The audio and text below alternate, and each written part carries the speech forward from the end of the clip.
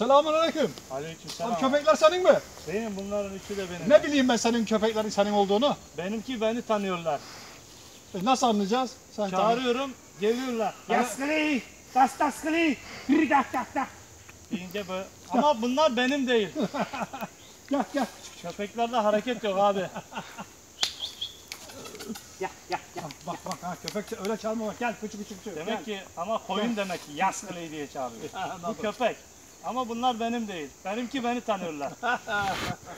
Tamam kapat. Çok güzel. Kestik.